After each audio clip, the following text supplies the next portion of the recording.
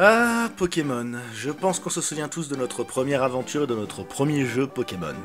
Pour ma part, c'était sur Pokémon Bleu qu'un ami m'avait prêté, car j'avais déjà Zelda offert sur Game Boy à Noël, donc bah... Ton père c'est pas Rothschild, hein? J'avais parcouru en large et en travers la région de Kanto avant de rendre le jeu à mon ami qui m'a posé cette question qui a détruit notre amitié. Mais où sont passés mes Pokémon? Car oui, il était possible de n'avoir qu'une seule sauvegarde et on s'était très mal compris, hein, il m'avait juste prêté sa cartouche pour jouer à sa partie. Ce n'est que plus tard que par surprise, en rentrant de l'école sur mon bureau, j'ai découvert le jeu Pokémon qui allait être mon préféré de tous, sûrement car c'était le premier qui était à moi, Pokémon version argent.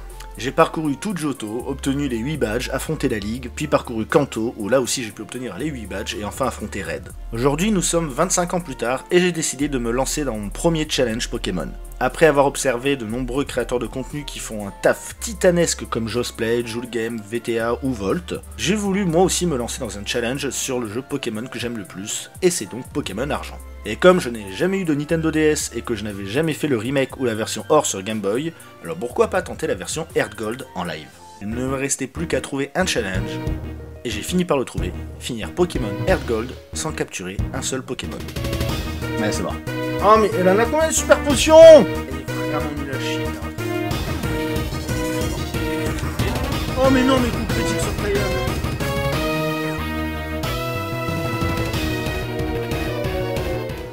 Notre aventure commence donc à Bourgeon, où le professeur Orm nous demande de choisir un starter, donc notre premier Pokémon. On a le choix entre Germignon, Hérissandre et Kaiminus, et déjà ce choix est important. En effet, dans le jeu, pour avancer dans l'aventure, il faudra utiliser des CS, des capacités que l'on peut apprendre à nos Pokémon pour affronter l'environnement. C'est pourquoi mon choix se portera sur Kaiminus, capable d'apprendre le plus de CS possible, notamment celle de type eau, parce qu'il y a beaucoup de CS de type eau. Le professeur Orm nous demande d'apporter quelque chose au professeur Shen, on s'exécute, puis le professeur Shen nous demande de retourner vers le professeur Orm. Use FedEx. Mais sur le chemin du retour, on se fait attaquer par un gamin aux cheveux rouges, on l'explose, puis on arrive au laboratoire du professeur, qui nous dit qu'un Pokémon a été volé. Mais pas de panique, le coupable était donc bien un garçon aux cheveux rouges sur la route 29 avec une Pokéball. Élémentaire, mon cher Parker. Notre aventure peut enfin commencer. On se dirige donc vers la tour Chétiflore, puis on part affronter Albert, le premier champion d'arène qui possède des Pokémon de type vol. On le bat sans grande difficulté et on récupère notre deuxième Pokémon, un œuf.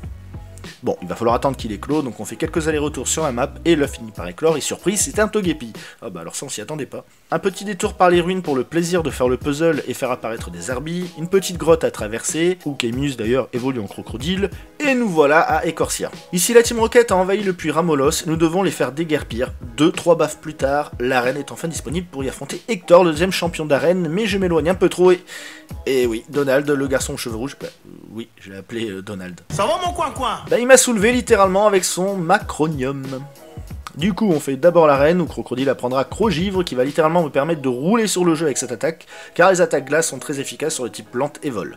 Le deuxième badge en poche, on retourne affronter Donald et cette fois-ci, bah, c'est lui qui part en pleurant. C'est pas comme ça qu'on imagine la vie. Et à partir de ce moment-là, le chat me dit qu'il est possible d'obtenir plusieurs Pokémon auprès d'un PNJ de Mauville, un Watwat, un Axoloto ou un Limagma en fonction des réponses que l'on peut donner à ce PNJ. Cependant, un générateur en ligne permettant d'obtenir les bonnes réponses ne fonctionne plus, bah du coup on oublie. Dommage. Si jamais vous l'avez d'ailleurs, ça m'intéresse grandement, donc n'hésitez pas à le mettre en commentaire, parce que bah, moi j'ai pas trouvé sur internet. Après une course-poursuite avec des canards-tichots dans les bois aux chênes, nous voilà arrivés à Doublonville. Et là vous savez, je sais ce qui nous attend. Blanche avec son nez crémeux.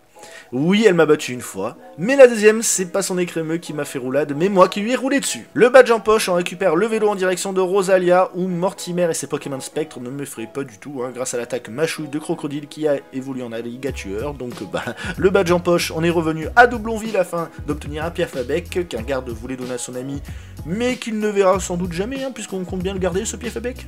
Et c'est maintenant que la stratégie pour obtenir un Pokémon pour apprendre la CS Siphon va commencer. Dans le jeu, il est possible d'obtenir un Tentacool donné par un PNJ à Irisia, mais il y a plusieurs conditions et plusieurs problèmes.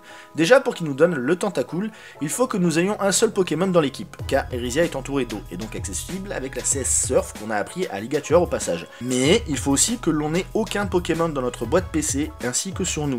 J'aurais pu abandonner Togepi, mais il reste utile car il a une attaque psy. Piafabec me sert pour la CS Vol et éviter plusieurs heures de marche. La solution solution aurait été de déposer Piafabec et Togepi à la pension, mais ils refusent que l'on garde qu'un seul Pokémon sur nous, car le jeu inclut des combats doubles.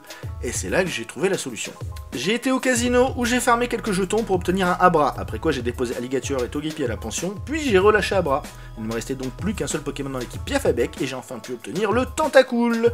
Après quoi, je suis allé chercher le reste de mon équipe en pension, tout devrait bien se passer, j'imagine, dans la pension.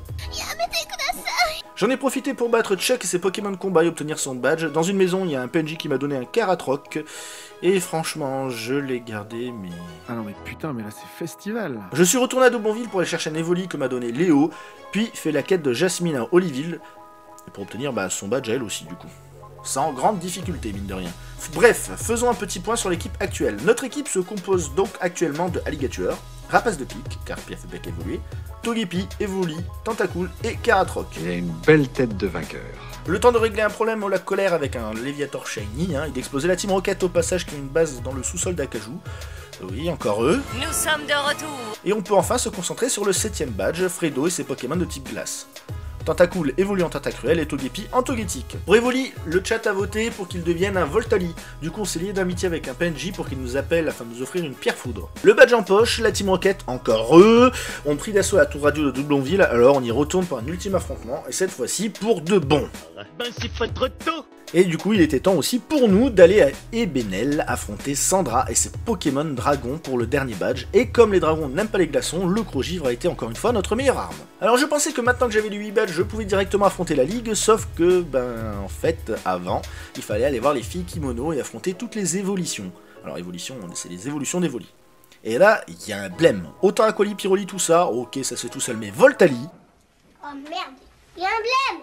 4 de mes Pokémon sont faibles face à lui. Le seul qui pourrait être efficace, c'est Karatroc et... comment dire... C'est mauvais. Mais à force d'essayer, ça finit par passer. En montant en haut d'une tour, on affronte OO qu'on doit tuer. Challenge nos captures. Direction la route victoire, mais là, dilemme. Dois-je dégager Karatroc et fermer le casino pour obtenir un Pokémon plus puissant, notamment, il y a un Abo qui est disponible, Abra, donc on préfère évoluer en Kadabra, ou encore Mini Draco pour avoir un Dracolos, et j'aurais vraiment dû dégager Karatroc. Mais bon, j'ai quand même réussi à vaincre le Conseil 4, et je suis arrivé en face de Peter et ses Pokémon Dragon. Dragon Glace, j'ai facilement battu, c'était pas compliqué. Et je suis enfin devenu le maître Pokémon. J'ai donc pu réussir à finir Pokémon Heart Gold sans capturer un seul Pokémon, et j'ai réussi par la même occasion mon premier challenge. Un immense merci à vous qui regardez cette vidéo, n'hésitez pas à liker et la partager, et surtout à vous abonner, ça me ferait extrêmement plaisir pour me lancer sur d'autres challenges. D'ailleurs, si vous avez des idées, n'hésitez pas à les écrire dans les commentaires. Merci aussi aux viewers sur le chat Twitch qui m'ont beaucoup aidé. N'hésitez pas à me suivre aussi sur Twitch, les liens sont dans la description. Je vous dis à tous à très bientôt pour une prochaine vidéo. Cette vidéo a demandé beaucoup de travail, donc vraiment, lâchez le like. La bise à tous.